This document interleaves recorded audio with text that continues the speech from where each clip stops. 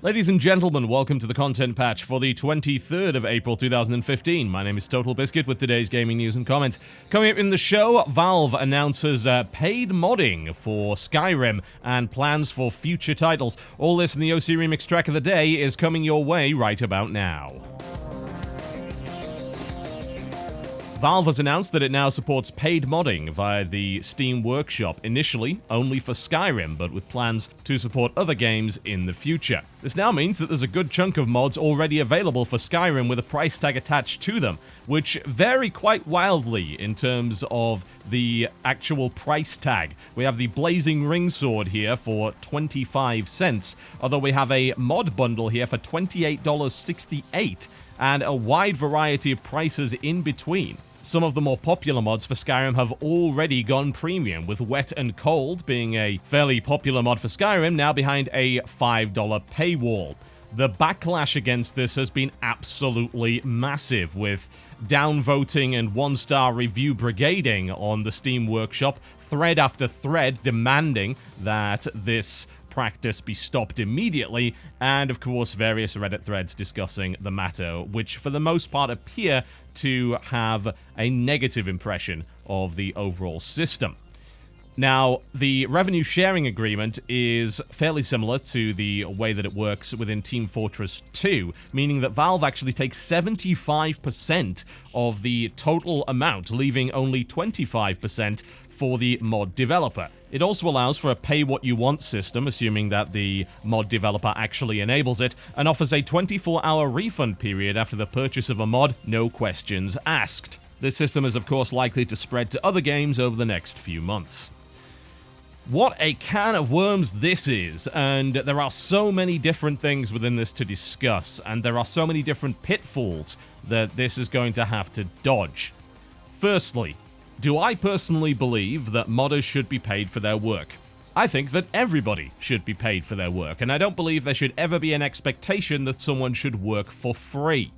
There are plenty of quotes from people saying that no, modding is a sacred hobby. It should always be about the passion, it should be about the art, it should never be about getting paid.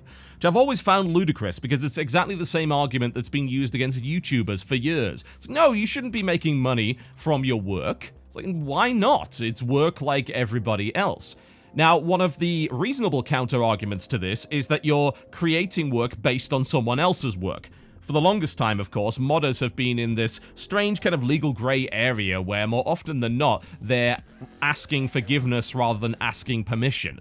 They're creating mods without the authorization of the company in question, and they're hoping that the company doesn't get upset. And sometimes they do. It's either the game developer, or more often than not, it's actually a content creator whose work a mod is based on, like, say, Lord of the Rings, for instance. We've seen issues there with New Line Cinema and the copyright holders. We've seen various mods DMCA'd and shut down with legal threats.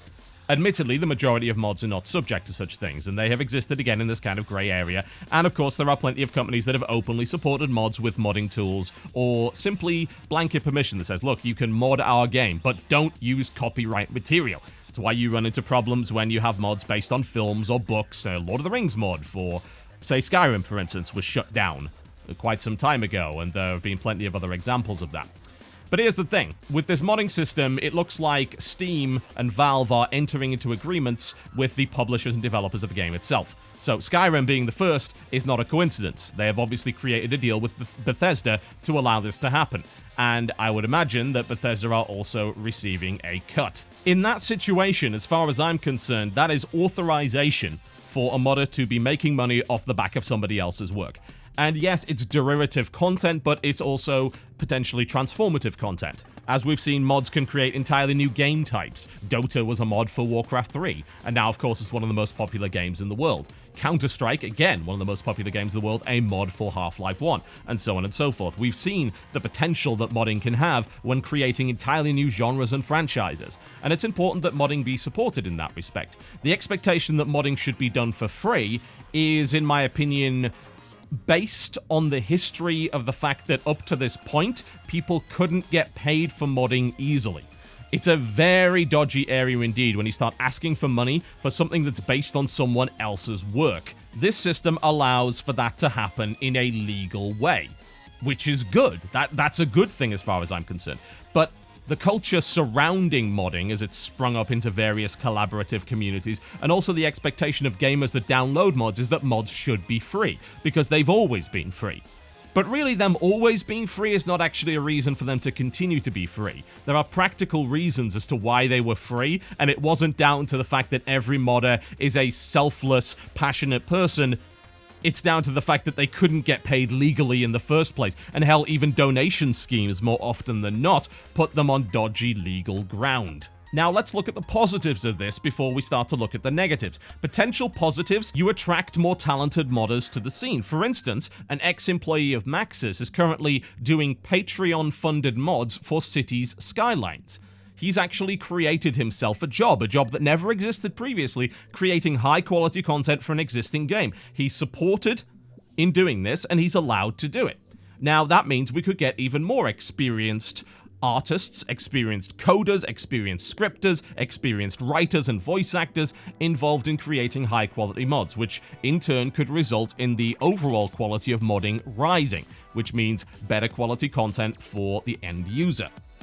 This also means that mods are more likely to actually get finished because people are getting paid for them. The amount of mods that have been abandoned or delayed because people simply couldn't afford the time to work on them anymore is massive. I've seen some of my favorite mods abandoned because of the realities of life. I'm sorry, but modding can't pay the rent. At least, not until now, anyway. So it's understandable that these mods got abandoned, but it still sucks for those who enjoyed them. Now, this system potentially allows for modders to continue to work part-time or even full-time on their mods, and that means more content for the end user, assuming the end user is willing to pay for the mod in question. These are good things, as far as I'm concerned, and I fundamentally reject, especially from the perspective of a content creator, that people should not be paid for their work. It doesn't matter if it's a non-traditional job. I've heard this time and time and time again. It's not a real job. I'm sorry, but the money is the same regardless, and the bank takes it. And as far as I'm concerned, if you're getting a paycheck, then it's a real job. Doesn't matter what it is. And it doesn't matter if traditionally mods were free. Many people did not mod out of the goodness of their hearts for free. They did it because there was no alternative. That doesn't mean they'll become any less passionate. Indeed, as we've seen, monetization of such things can allow people to work full-time on their passion projects and create even better content.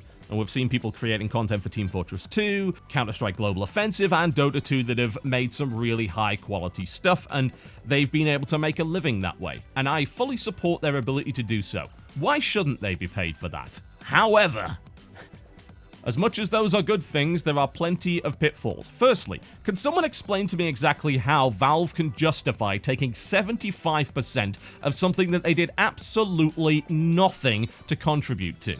That is, as far as I'm concerned, greed. Now, prior to this, I had a problem with them taking 75% of stuff made for Dota 2 and Counter-Strike Go and so on and so forth, but at least you could kind of justify it because they owned the games. It's their yard. If you want to play in it, you've got to abide by the rules. But Skyrim is not their game. But yet they're taking 75% anyway. They are taking an extremely high percentage of something that they did absolutely nothing to create. Now, you could argue that the promotional value of the Steam Workshop and the dominance of Steam is what allows them to do that. But is that a good thing? And do we want to see yet more dominance? Because now that they've introduced this system, it seems to me that they're trying to make a grab to be the dominant force and the dominant place to get mods. They want to push everybody else out of the market because they want to make money. They want to monetize the modding scene, and they want to make a big hunk of cash from it. That to me seems, I wouldn't say necessarily anti-competitive, but it's definitely exploiting the market position that Steam is in. And I've warned against this for years. The fact of the matter is that Steam has a pseudo-monopoly, and as a result, eventually a company is going to exploit that position. When it comes to games on Steam, Valve has already put itself in a position where the majority of AAA PC games have to go through Steam. Skyrim's a prime example. I mean, that game came out years ago, but it used Steamworks. It can't be installed on any other platform on PC. You have to use Steam, which means that Valve has an inherent advantage, a huge one, when it comes to distribution of content. And now they're using that to leverage paid mods through the Steam Workshop. Now, don't get me wrong, the workshop system is very convenient, it's very useful, and it's done a lot for the modding scene. It's made things much more accessible for a much larger audience. You don't have to go to an external website, you don't have to worry about installing things manually, which was often quite fiddly, you don't have to worry about malware. All of this stuff is on the Steam Workshop, and you just click subscribe and it's in your game. It's really, really simple, and it's helped the modding scene a great deal. But there are so many potential pitfalls when it comes to basically antitrust, the idea of being so dominant within the market that healthy competition ceases to exist. There are also other implications regarding the idea that mods can break when a game is patched. Now, for Skyrim, it's probably not such an issue. The chances of Skyrim getting patched anymore when it's a 3-year-old game, pretty unlikely. But with newer titles, even though you have this 24-hour refund policy, what happens if the developer suddenly creates a patch which breaks the mod that you paid for, and you're out of the 24-hour period? Well, you're out of luck. It literally says on the Steam page, in the FAQ, sometimes one mod may modify the same files as another mod, or a particular combination of mods may cause unexpected outcomes. If you find that mod has broken or is behaving unexpectedly, it is best to post politely on the workshop items page and let the mod author know the details of what you're seeing. So there is no recourse. Past that 24-hour period, the consumer's sole recourse is to ask politely for the mod to be fixed. And that may even be outside of the mod maker's power. That may have been broken by the developer itself with a patch, and the mod maker may not be able to fix it. So suddenly these people are completely out of luck. Other problems. Copyright issues, the monetization of mods which involve copyright content. Now, this has been less of an issue with free mods because, again, better to ask forgiveness than ask permission. There are plenty of mods that are based on other franchises, like, say, Sins of a Solar Empire has a brilliant Star Trek mod, for instance. I believe it also has a Star Wars mod, a Homeworld mod, a Battlestar Galactica mod, there's probably a Babylon 5 mod, and all sorts of things like that. That is copyright content that they don't have the right to use, but they're kind of allowed to get away with it because they don't charge for it. As soon as they start charging for it, they're going to be in a world of legal trouble, potentially. And we could see the modding scene get a huge amount of undue attention from the people, these larger companies and publishers that actually created the original content in the first place. So we may see a crackdown as a result of that. We'll certainly see a flurry of DMCA claims, and it'll be interesting to see how that gets handled by Valve. More to the point, already, we have people stealing mods from websites like Nexus Mods, uploading them themselves, and putting a price tag on them. And there's really nothing that Valve can do other than respond to reports of that. So currently, there is rampant content theft going on. So that's something that needs to be dealt with as well. Valve's laissez-faire approach, particularly when it comes to customer service, doesn't give me a huge amount of confidence that they will actually be able to handle the sheer amount of stolen content and copyright issues that could arise from this particular system. In principle, I agree with the notion of allowing mod makers to be paid for their work. I don't want to use the term entitled, but I think that people are a little bit stuck in the old idea that all modding should be a passion project, all modding should be free. And also the idea that getting paid and doing something out of passion is somehow mutually exclusive. That's complete nonsense. It's absolutely not. You can do both. I think that there is a huge potential to bring new talent into the modding scene and ensure that existing mods get higher quality support as a result of money now being involved. I think there are a ton of potential benefits, but there are also a ton of potential pitfalls. And seeing the gigantic backlash against this already makes me think that suddenly introducing this without sort of warming people up to the concept was perhaps not a very good idea. It's a bit weird, really, because I suppose they did warm people up to the concept over the course of a number of years with things like Dota 2 and CSGO and community-created content there. But now it would appear that people really, really dislike the idea that you should charge for modding. And a lot of this stuff really isn't worth paying for. I mean, the Gifts of Akatosh, for instance, is just a set of items. They're charging $1.50 for that. The Yasha sword, 99 cents. The Sanjay sword, 99 cents.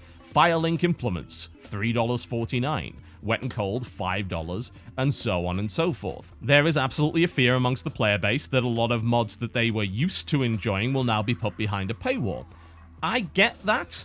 I understand that fear, but simultaneously, the expectation that you should always have access to the latest version of these mods for free is based on old logic. It's based on the idea that people didn't mod for free out of the goodness of their heart, they modded for free because they had no other choice. I think this system would have worked a great deal better if Valve decided instead to create some sort of Patreon-like model where you gave the option for people to pay and you officially promoted this. And yes, they could take a cut from that. I think people would have accepted it much easier if it was an encouraged donation as opposed to a set price. And yes, pay what you want is available, but simultaneously there's also a minimum for the pay what you want model. I've advocated for quite some time for Patreon-supported modding, and I know a lot of modders are not able to do it because the game in question maybe has a policy that doesn't allow that kind of thing to happen, and that there's potential legal trouble involved in it. But Valve, I think, had the opportunity to create a safer space, legally, to allow this sort of thing to happen. And what they elected to do was to essentially put mods behind a paywall as opposed to making them an optional purchase. And I think that's what people are genuinely upset about. And I do sympathize with that to some degree, but simultaneously, I do feel that the attitude that modders should not be paid for their work and that somehow the hours that they put into this are not worthy of compensation to be quite out of touch. This whole thing is a gigantic can of worms. I mean, we've already had drama within the modding scene where modders borrow content from other mods, compilation mods, for instance. What on earth ends up happening if that starts to get monetized? Jesus, the amount of conflict that's going to be involved there. My absolute biggest problem with it is the sheer greed of Valve, taking 75% from that for really doing nothing other than hosting the content, which is costing them pennies at most. The long-term monopolistic implications of this are potentially disastrous, but simultaneously the power is in the hands of the consumer. If there is a consumer backlash against this, and if people say, nope, if you charge for your mod, we are not going to partake in your business model, then this is the sort of thing that the market will sort out itself. It's the same principle as ridiculous DLC like horse armor, and indeed, this is basically horse armor in many ways. You know, you're seeing weapons and items going up for like $5, that's horse armor. Just created by someone that isn't the official developer for the game. And how did horse armor get resolved? It was rejected by the consumer. It's that simple. They said, this is not an acceptable way of doing DLC. Horse armor became a years-long joke. And that is what is going to happen to mods if they go down that particular path. The power is in your hands. I would ask people to calm down a little and be respectful of the work that modders put in. Just because they haven't been able to make money from the mod up to this point does not mean they didn't deserve it in the first place. I'm not going to say entitled, what I'll say is deserve. These people work hard to create these mods that you enjoy. I would love to see more of that, and I would love to see more modders become successful and be able to make a living from their craft. That is fair. That is reasonable, in my opinion. I would ask people to respect that and to work with modders to figure out what the fair price is. And if they do see something go up that's unfair, let them know. Let them know respectfully and say, look, I just don't think that content is worth the price that you're asking. I think you're nickeling and diming, and eventually modders will figure out what's acceptable and what is not, and the market will adjust and sort itself out over time. I still just can't get over, though, how much Valve is taking from this. Good lord. I think this is maybe the most egregious example of Valve money grubbing and using the power and dominance of their platform to leverage absurd profit with minimum effort on their behalf. There you go, folks. My name's been TotalBiscuit. Thank you very much for watching the content patch. But before I go, I'd like to give you the OC Remix track of the day. We continue our way through 7 songs for 7th Saga, and this is track number 4 on the album. It goes by the name of Sky. You can download it in the description below this video, and I'll see you next time.